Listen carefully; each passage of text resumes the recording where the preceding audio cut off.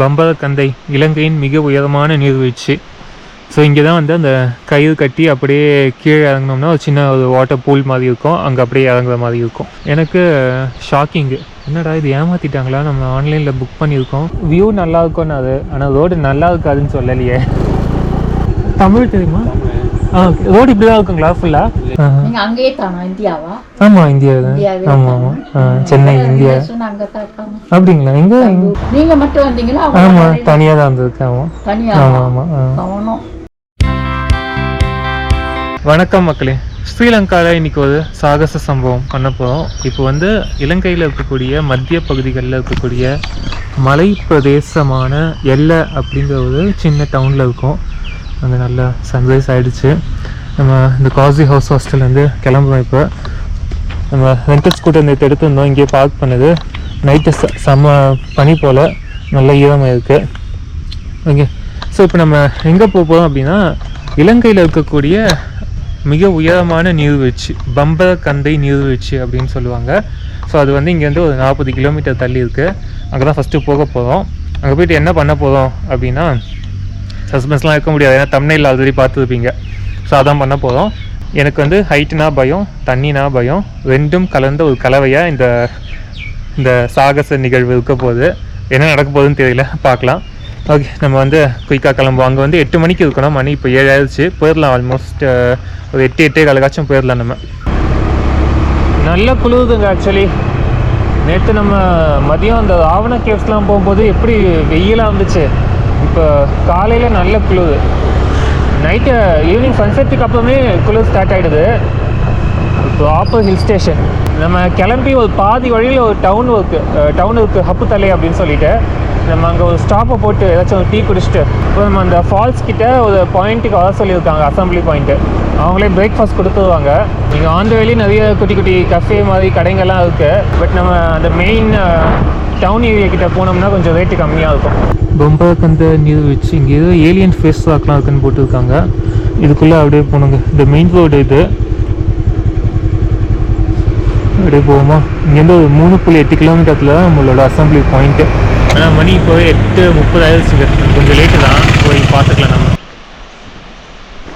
இதுதாங்க பம்பரக்கந்தை இலங்கையின் மிக உயரமான நீர்வீழ்ச்சி. ஸோ இங்கே தான் வந்து அந்த கயிறு கட்டி அப்படியே கீழே இறங்கினோம்னா ஒரு சின்ன ஒரு வாட்டர் பூல் மாதிரி இருக்கும், அங்கே அப்படியே இறங்குற மாதிரி இருக்கும். ஸோ இது ஆர்கனைஸ் பண்ணுறது வந்து பார்த்திங்கன்னா தி மார்வல் ஸ்ரீலங்கா அப்படின்னு சொல்லிட்டு ஒரு குரூப். இந்த மாதிரி நிறைய அட்வென்ச்சர் ஆக்டிவிட்டீஸ்லாம் பண்ணுறாங்க. ஸோ அவங்க தான் இந்த வாட்டர் ஃபால்ஸ், இன்னும் இலங்கையில் இருக்கக்கூடிய நிறைய வாட்டர் ஃபால்ஸில் இந்த மாதிரி கயிறு கட்டிட்டு இறங்குறது, அப்படியே ஜம்ப் பண்ணுறது, பஞ்சி ஜம்பிங் மாதிரி. ஸோ நிறைய விஷயம் வந்து ஆர்கனைஸ் பண்ணுறாங்க. ஸோ அவங்கக்கிட்ட தான் வந்து புக் பண்ணியிருந்தேன், ஆன்லைனில் புக் பண்ண, ஆன்லைன்லேயே பே பண்ணிட்டேன் நான். ஒரு 6200 கிட்ட ஆச்சுங்க வித்தவுட் டிரான்ஸ்போர்ட்டேஷன்.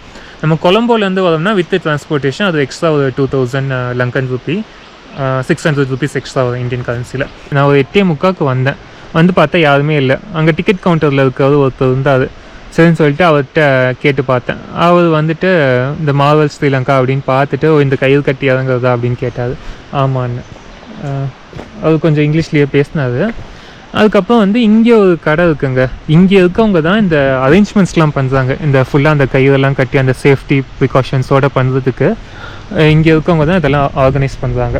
ஸோ இவங்களுக்கு வந்து ஃபஸ்ட்டு கால் பண்ணால் இந்த கடையில் இருக்கிறது வந்துட்டு இன்றைக்கி அவங்க யாரும் வரதா சொல்லலையே அப்படின்ட்டு இவர் சொல்லிட்டார்.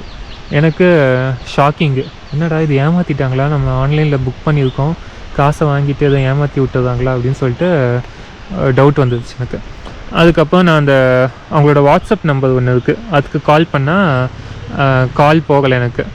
அதுக்கப்புறம் அந்த டிக்கெட் கவுண்டரில் இருக்கிறவர்கிட்டயே அந்த நம்பர் கொடுத்து நார்மல் கால் பண்ண சொன்னேன். அவருக்கு கால் போகுது, ஆனால் எடுக்கல அவங்க. எனக்கு இன்னும் அந்த சந்தேகம் வலுக்க ஆரம்பிச்சிருச்சு. அதுக்கப்புறம் வாட்ஸ்அப்பில் மெசேஜ் பண்ணேன், உடனே ரிப்ளை பண்ணாங்க, உங்களோட புக்கிங் எங்களுக்கு வரவே இல்லை அப்படின்னாங்க. அப்புறம் லோக்கல் நம்பர் ஏதாச்சும் இருக்கா அப்படின்னு கேட்டாங்க. நான் அப்புறம் புக்கிங் ஐடி அனுப்பிச்சேன், அப்புறம் என்னோடய ஸ்ரீலங்கன் நம்பர் அனுப்பிச்சேன். என்னோடய ஸ்ரீலங்கன் நம்பர்லேருந்து நார்மல் கால் போகலை, ஏன்னு தெரில.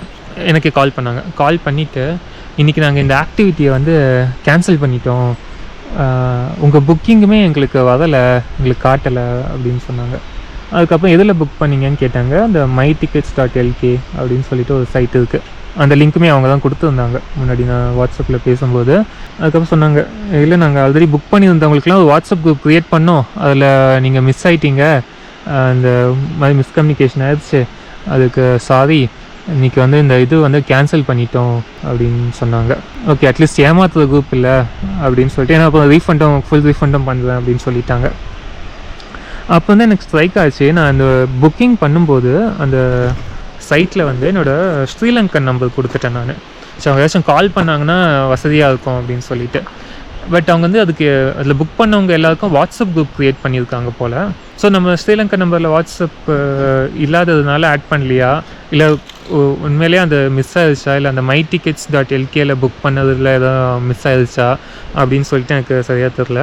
ஸோ ஏன்னா ஃபுல் ரீஃபண்ட் பண்ணுறேன்ட்டாங்க. அதுக்கப்புறம் அவரே கொஞ்சம் விஷயங்கள்லாம் சஜஸ்ட் பண்ணாதுங்க. இந்த மாதிரி நீங்கள் வேணால் அப்படியே ஃபால்ஸ் வரைக்கும் போகலாம், அது கொஞ்சம் வியூஸ்லாம் நல்லாயிருக்கும், பக்கத்துலேயே இன்னொரு ஃபால்ஸ் இருக்குது, அதுவும் கூட நீங்கள் போகலாம். அப்புறம் இன்னொன்று சொன்னார், இங்கேருந்து 3 மணி நேரம் கழித்து ஒரு ஃபால்ஸ் இருக்கான், அதுக்கு போனீங்கன்னா அங்கே வேணால் நாங்கள் ஏதாச்சும் அரேஞ்ச் பண்ணுறோம், ஏதாச்சும் ஆக்டிவிட்டி அப்படின்னு சொன்னார். நம்மளால் 3 மணி நேரம் ஆல்ரெடி 1.5 hours நம்ம ஜேர்னி பண்ணி அந்த டியோவில் வந்தோம் நம்ம. ஸோ இன்னும் 3 மணி நேரம்லாம் போயிட்டு அதுக்கப்புறம் நம்ம ரிட்டன் எல்லாம் போகிறதுக்கு 5 மணி நேரம் ஆகும். அது இன்னும் டயர்டாக்கி விட்டுருவோம் நம்மளை. ஸோ அதுக்கப்புறம் எங்கே ஸ்டே பண்ணியிருக்கீங்கன்னு கேட்டாங்க. எல்லாம் அப்படின்னா சரி ஓகே, உங்களுக்கு நான் அங்கே ஏதாச்சும் ஆர்கனைஸ் பண்ணித்தரேன், அரேஞ்ச் பண்ணித்தரேன், அங்கே வந்து ஜிப்லைன்லாம் இருக்குது, அது வேணால் நான் உங்களுக்கு ஃப்ரீயாக பண்ணித்தரேன், ப்ளஸ் உங்களுக்கு ரீஃபண்டும் கொடுத்துறேன், எங்களோட அந்த மிஸ்கம்யூனிகேஷனுக்காக காம்பன்சேஷனுக்காக நான் ஒரு ஜிப்லைனை அரேஞ்ச் பண்ணித்தரேன் அப்படின்னு சொன்னார். ஓகே, இது கூட ஃபைன் தான் அப்படின்னு சொல்லிவிட்டு சரி நான் போயிட்டு நான் எல்லாம் ரீச் ஆகிட்டு நான் உங்களுக்கு சொல்கிறேன் மதியத்துக்கு மேலே, நீங்கள் அப்போ பண்ணுங்கள் அப்படின்னு சொன்னேன். அப்புறம் கேட்டேன் இது ஏன் கேன்சல் பண்ணிட்டாங்க அப்படின்னு சொல்லிட்டு. மேபி போதுமான கவுண்ட் இல்லைன்னு கேன்சல் பண்ணிட்டாங்களா அப்படின்னு சொல்லிட்டு ஒரு இது வந்துச்சு. அப்போ தான் பார்த்தா இதுக்கு மேலே வந்து ஒரு டேம் இருக்கான். அந்த டேமில் வந்து கவர்மெண்ட் ஏதோ வந்து ஒர்க் பண்ணிட்டு இருந்திருக்காங்க. ஸோ அதில் கொஞ்சம் அந்த கெமிக்கல் ப்ராசஸ்லாம் இன்வால்வ் ஆகியிருந்துருக்கான். ஸோ அதனால் இப்போ எதுவும் ரிஸ்க் எடுக்க வேண்டாம் இங்கே எதுவும் ஆக்டிவிட்டி வச்சு அப்படின்னு சொல்லிவிட்டு அவங்க கேன்சல் பண்ணிட்டு இருக்காங்க. ஆல்ரெடி நம்மளை வாட்ஸ்அப் குரூப்பில் ஆட் பண்ணியிருந்தாங்கன்னா நமக்கு முன்னாடியே விஷயம் தெரிஞ்சிருக்கும், இவ்வளோ தூரம் நம்ம வந்திருக்க மாட்டோம். பட் எனிவே வந்ததுக்கு இந்த பம்பரக்கந்தை நீர்வீழ்ச்சி பார்த்தாச்சு, இலங்கையின் உயரமான நீர்வீழ்ச்சி.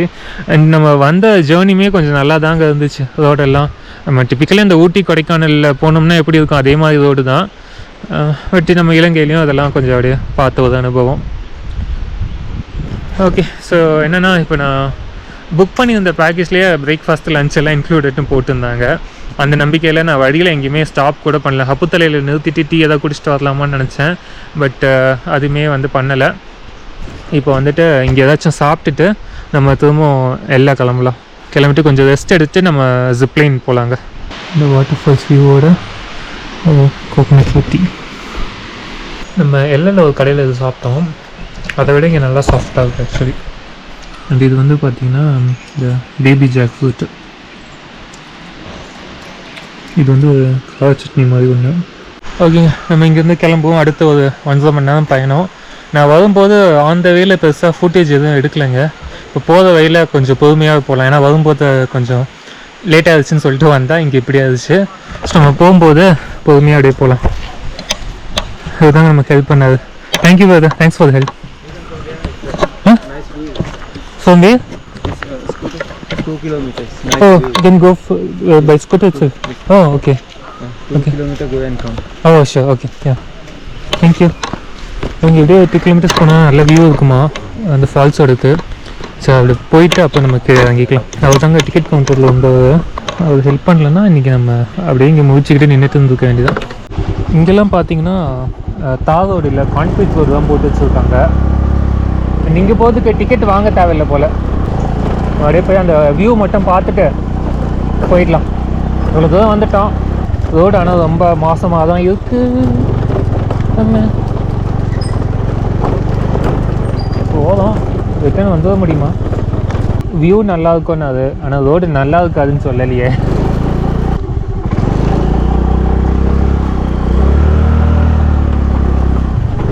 தமிழ் தெரியுமா? ரோடு இப்படி தான் இருக்குங்களா ஃபுல்லாக? ஓகே, இது இல்லை தாண்டினா கொஞ்சம் நல்லா இருக்குங்களா? சரி, அது வியூ நல்லா இருக்கும் அப்படின்னாங்க கேட்க சொன்னாங்க. இல்லை, ஒரு 2 kilometers போனால் வியூ நல்லா இருக்கும் அப்படின்னாங்க அந்த டிக்கெட் கவுண்டரில். நான் ஆக்சுவலி இந்தியாவிலேருந்து வந்திருக்கேன். ஆமாம், அதை சுற்றி பார்க்க வந்தேன். அப்படியே இந்த ஃபால்ஸும் பார்க்கணும். ஆமாம், எனக்கும் கொஞ்சம் இந்த தமிழ் கொஞ்சம் எனக்கு கொஞ்சம் கஷ்டம். இங்கேருந்து ஊருங்களா? ஓ நான் மேலே. ஓ சரி ஓகே. அவர் ஊர் இன்னும் மேலேயும். அதாவது சொன்னார், இப்போ நம்ம ஊர் தமிழ் வந்து அவங்களுக்கு விளங்காது, இதோட ஓரளவுக்கு நல்லா தான் இருக்குது. ஒரு சின்ன ஸ்ட்ரெச்சு மட்டும்தான் ரொம்ப மோசமாக இருக்குது. மேலே நிறைய ரெசார்ட்லாம் இருக்குது போலிங்க, கார்லாம் கொண்டு வந்து நிறுத்தி வச்சுருக்காங்க. Eco wild glamping பம்பரக்கந்தர்.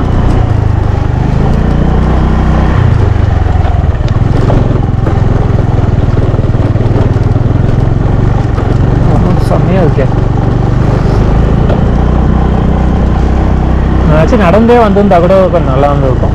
இங்கே ஒரு இடத்துல வந்து அப்படியே வண்டியை யூட்டன் போட்டு நிறுத்திட்டேன். ஆக்சுவலி இது போகணும்னா இந்த ரோடு மேலே போகுதுங்க. இன்னும் மேப்பில் பார்த்தா இது அப்படியே கண்டினியூஸாக போயிட்டு இருக்குன்னா கூட ஏதோ ஒரு டெட் எண்ட் வரும், அங்கேருந்து வியூ நல்லா இருக்கும்னு நினச்சேன். பட்டு இங்கே பார்த்தீங்கன்னா ஒரு சூப்பர் வியூ கிடச்சிது அந்த ஃபால்ஸோடது. அந்த மேலே அப்படியே அந்த மலை ஃபுல்லாக சூப்பராக இருக்கு. நம்ம என்னதான் அதில் கைத்தில் கீழே இறங்கிட்டு இருந்துருக்கணும், மிஸ் ஆகிடுச்சு. இந்த ஒரு விஷயம் என்னோடய ஸ்ரீலங்கா அஜெண்டாவில் ஒரு முக்கியமான விஷயமா இருந்துச்சு. ஆனால் அது மிஸ் ஆனது தான் எனக்கு ரொம்ப வருத்தமாக இருக்குது. ஆக்சுவலி நாளைக்கு நான் ஸ்ரீலங்காவிலேருந்து கிளம்புறேங்க. நாளைக்கு நைட்டு ஃப்ளைட்டு. நாளைக்கு திங்கக்கிழமைக்கு வந்து சண்டே ஜூன் 8. ஸோ இந்த மாதிரி இந்த மாதிரி ஒரு ஆக்டிவிட்டியாக கடைசியாக இந்த saving the best for the last அப்படிம்பாங்கள்ல, அந்த மாதிரி இதை வந்து நான் கடைசியாக பண்ணணும் அப்படின்னு சொல்லிட்டு நினச்சேன். பார்த்தா மிஸ் ஆயிடுச்சு. இது வந்து ஒரு சர்டன் பர்டிகுலர் வீக்கெண்ட்ஸில் அந்த ஒவ்வொரு ஃபால்ஸில் பண்ணுறாங்க. ஆக்சுவலி நெக்ஸ்ட் வீக்கெண்டு வந்து பார்த்திங்கன்னா வேறு 2 வாட்டர் ஃபால்ஸில் அதே ஆக்டிவிட்டி இருக்குது. நம்ம இன்னும் 1 வீக் எக்ஸ்டெண்ட் பண்ணால் கூட அங்கே பண்ணலாம். நம்மளால் எக்ஸ்டெண்ட் பண்ண முடியாது. நிறைய ஃபாரினர்ஸுங்க எல்லாம் 1 மாதம் 2 மாதம்னு சொல்லிட்டு மாத கணக்கில் சுற்றிட்டு இருக்காங்க. இப்போ நம்ம ஹாஸ்டலில் ஒருத்தங்களை பார்த்தாங்க, சுவிட்சர்லாண்ட்லேருந்து ஒரு பொண்ணு. ஏதோ இந்தோனேஷியாவில் 1 மாதம், ஃபிலிப்பைன்ஸில் 1 மாதம் அப்படின்னு சொல்லிட்டு, இப்போ ஸ்ரீலங்காவில் 1 மாதம் அப்படின்னு சொல்லிட்டு சுற்றிட்டு இருக்காங்க. சரி ஓகே, நம்ம வந்து கிளம்பலாம். பம்பரக்கந்தை I will come back again. ஆனால் பம்பரக்கந்தையா இல்லை வேறு ஏதாச்சும் வேறு ஏதோ ஃபால்ஸோ எந்த ஃபால்ஸில் அவைலபிளாக இருக்கோ நம்ம அங்கே போயிட்டு பண்ணுவோங்க. அப் சீலிங் ஆர் வாட்டர் ராப்லிங். ஆக்சுவலாக இதே மாதிரி ஆக்டிவிட்டி பூனே சைடில் கூட இருக்கக்கூடிய வாட்டர் ஃபால்ஸில் வந்து பண்ணுவாங்க. அது இந்த அளவுக்கு ஹைட் இருக்குமான்னு தெரியல, பட் அதுவுமே என்னோடய லிஸ்ட்டில் இருக்குங்க. நம்ம அதெல்லாம் பண்ணலாம். ஆக்சுவலி இந்த இயர் மான்சூனில் பூனே பக்கம் வந்து நிறைய இந்த மான்சூன் ட்ரெக்கிங்ஸ்லாம் ஆர்கனைஸ் பண்ணுவாங்க. ஸோ அதில் அந்த சமயத்தில் போகும்போது இந்த ராப்பலிங் இருந்துச்சுன்னா நம்ம இந்தியாவிலே கூட பண்ணலாம் அதை. பட் ஸ்ரீலங்காவில் கண்டிப்பாக பண்ண போகிறோம். அது இருக்குது, பெண்டிங்கில் இருக்குது நம்ம பக்கெட் லிஸ்ட்டில். ஓகே, லெட்ஸ் கோ.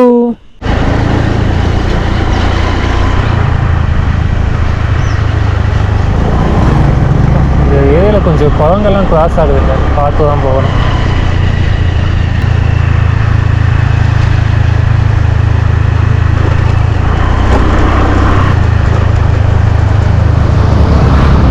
வீடுக்கு வந்தாச்சு.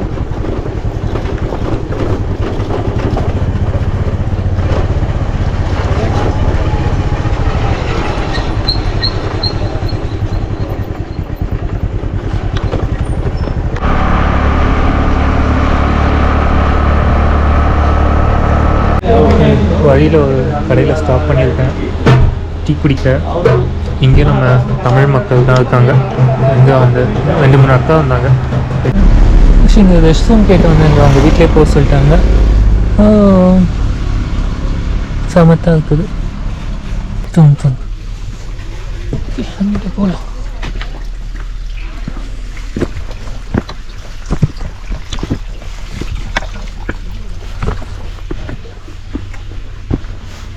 ஹாய்.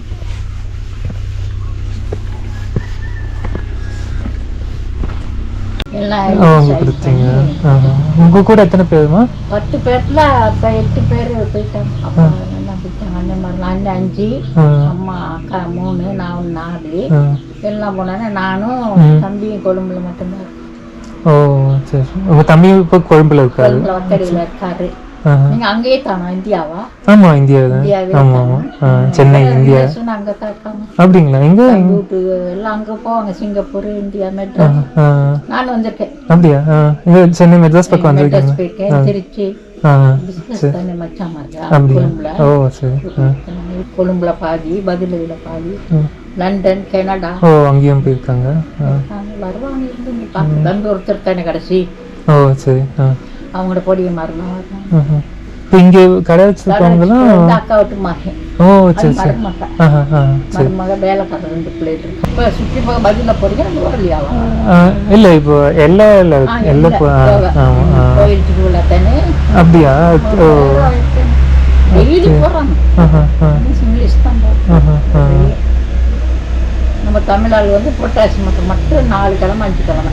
ஓ அங்கே தான் கோயில் இருக்குங்களா? இல்லை இல்லை நாம பேர் மாதிரி தான் இல்லை சிங்களம். ஓ சரி சரி இந்த புத்த கோயில் சரி.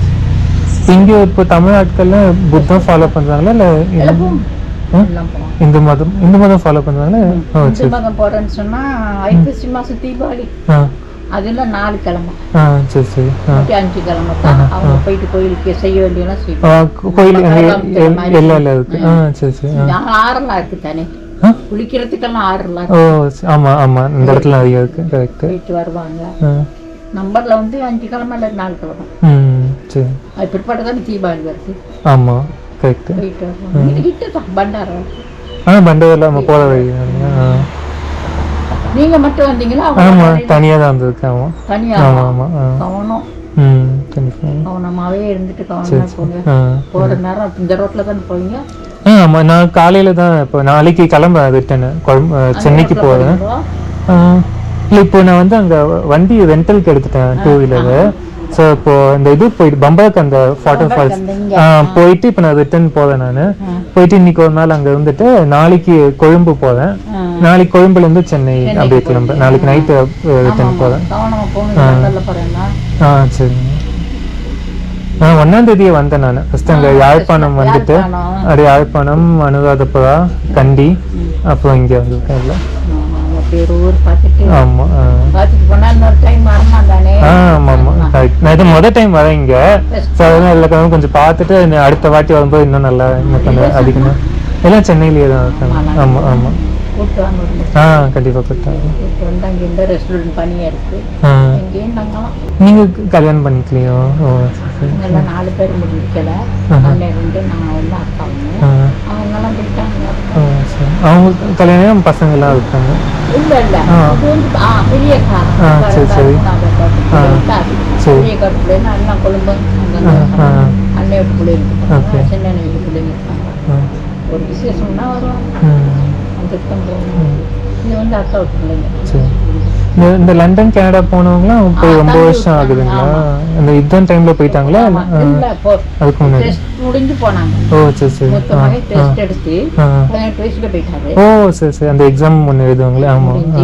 மற்ற சின்ன தம்பி ஒரு சின்ன மகன் 3வது மகன் வந்து கனடா கிரிக்கெட் ஹெட் ஆஃபீஸ். ஆமா அங்க. ஓ அப்படியே விளையாடுறதா கனடா? ஆஃபீஸ் பெரிய ஆஃபீஸ். ஓ சரி சரி மிஸ்ஸஸ் 2 பேர் இருக்காங்க. அது அந்த ஒரு புள்ள கொழும்பு.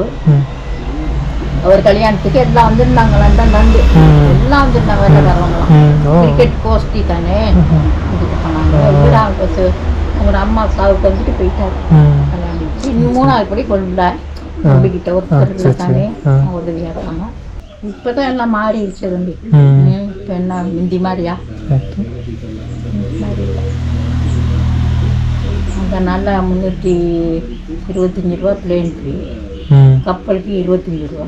இப்ப எடுத்தா கப்பலாமா இப்ப ஓடுது? நான் கப்பல்ல தான் வந்தேன். இன்னைக்கு 25 ரூபா தானே ஓ வர்றதுக்கு திருச்சியில இருந்து.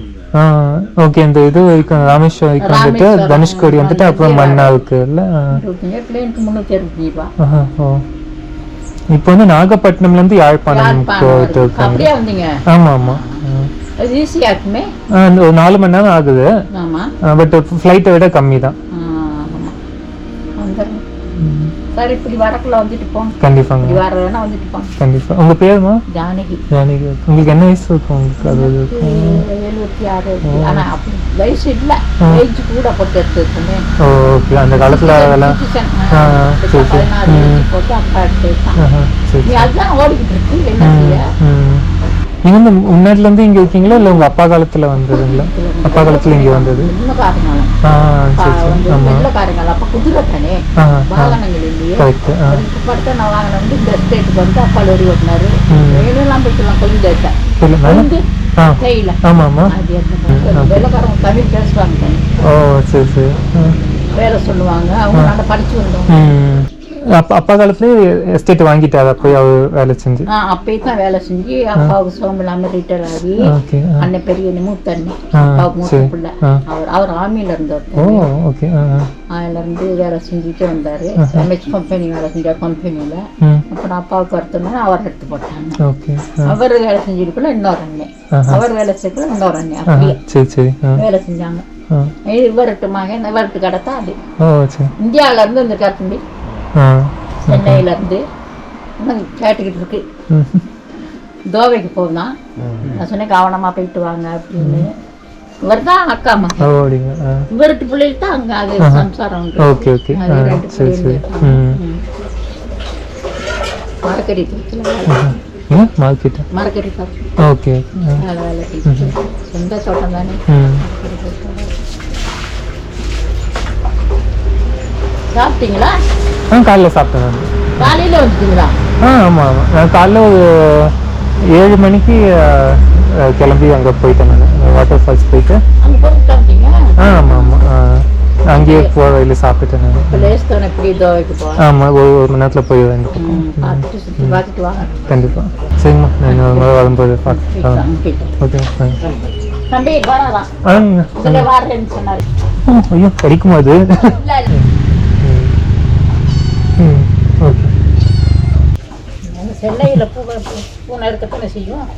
எங்க வீட்லயே ஒரு பூனை இருக்கு.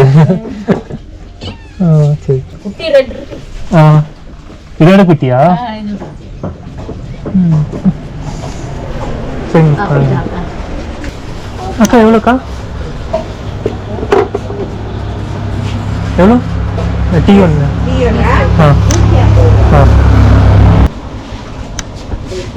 தேங்க்ஸ்.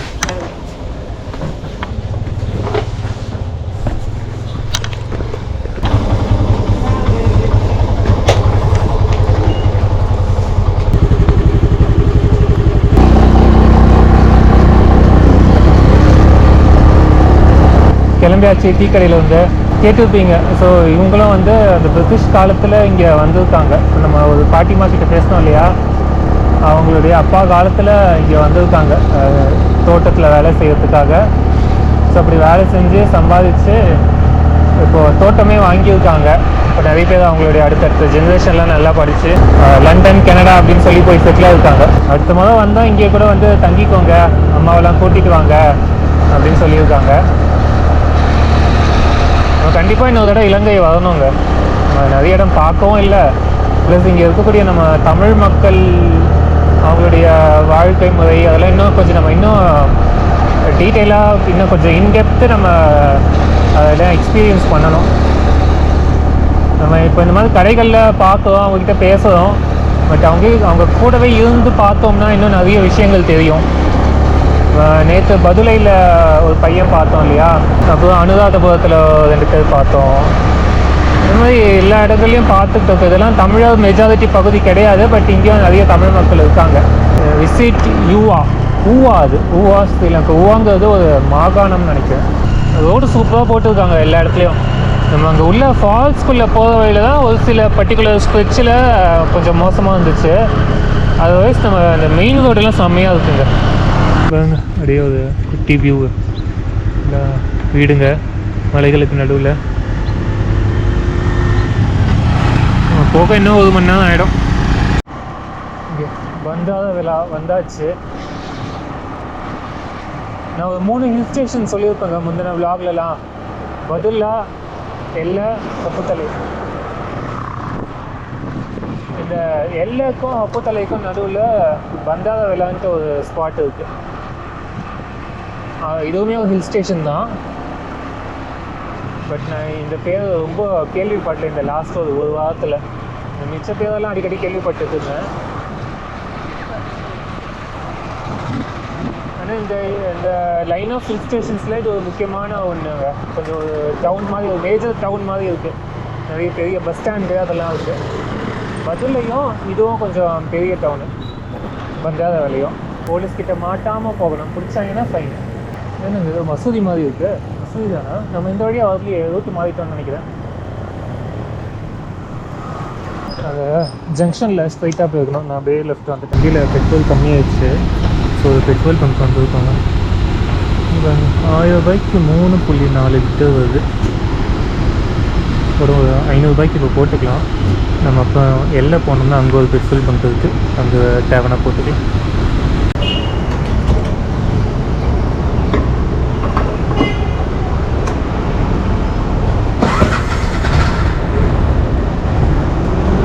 ₹300 போட்டுங்க, வேணா போட்டுக்கலாம் கடைசியாக.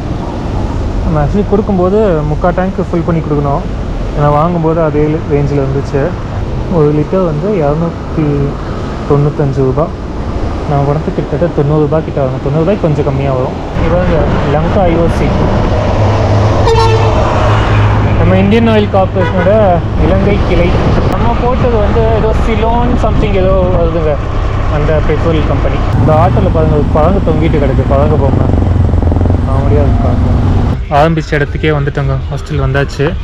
நம்ம ஒரு அட்வென்ச்சர்ஸ் ஆக்டிவிட்டிக்காக போனோம், ஆனால் அது நடக்கலை. பட் ஒரு எமோஷ்னலான விஷயத்த வந்து நம்ம எக்ஸ்பீரியன்ஸ் பண்ணிட்டு வந்திருக்கோம். அந்த அம்மா பேசினது வந்து லைக் அவங்களுக்கும் கல்யாணம் ஆகலை. ஒரு 3 ஜென்ரேஷன் முன்னாடி இந்தியாவிலேருந்து ஸ்ரீலங்கா வந்திருக்காங்க. இன்னும் சொந்தக்காரங்களாம் நிறைய பேர் இந்தியாவில் இருக்காங்க, இன்னும் பல நாடுகளில் போய் செட்டில் இருக்காங்க. யாரும் பெருசாக வந்து பார்க்கறது இல்லை அப்படின்னு சொல்லிட்டு அவங்க கொஞ்சம் ஃபீல் பண்ணி தான் பேசினாங்க. அவங்களுக்கும் உடம்பு சரியில்லை அப்படின்லாம் சொன்னாங்க, ஹார்ட் ப்ராப்ளம்லாம் ஏதோ இருக்குது அப்படின்னு சொல்லிட்டு. எனக்கும் கேட்க கொஞ்சம் எமோஷ்னலாக தான் இருந்துச்சு. ஓகேங்க, நம்ம ஒன்று பிளான் பண்ணோம், ஒன்று நடக்கலை. யூஸ்வலாக நம்ம ட்ராவலில் நம்ம பிளான் பண்ணுறது, நம்ம போகிறது ஐட்டினரி எல்லாமே வந்து பர்ஃபெக்டாக எக்ஸிக்யூட் பண்ண முடியாது. வாழ்க்கையும் அதே மாதிரி தான், நம்ம நினைக்கிறது எதிர்பார்க்கறது எல்லாமே அப்படியே நடந்துடாது. ஸோ சில ஏமாற்றங்கள் இருக்கும். ரொம்ப மெசேஜ் சொல்கிற மாதிரி ஆகிடுச்சா? இப்போதைக்கு இந்த விலாகை முடிச்சுக்கிறேங்க. நான் இன்றைக்கி மதியம் கொஞ்சம் டைம் இருக்குது, இங்கே வேறு ஏதாச்சும் ஸ்பாட் போக முடியுமான்னு பார்க்குறேன். அப்படி இல்லை, மூடி இல்லை அப்படின்னா நான் கிளம்பி அடுத்த ஒரு ஸ்பாட்டுக்கு போகலான்னு பிளானு. ஓகே, நம்ம அடுத்த ஒரு விலாகில் சந்திக்கலாம். Take care.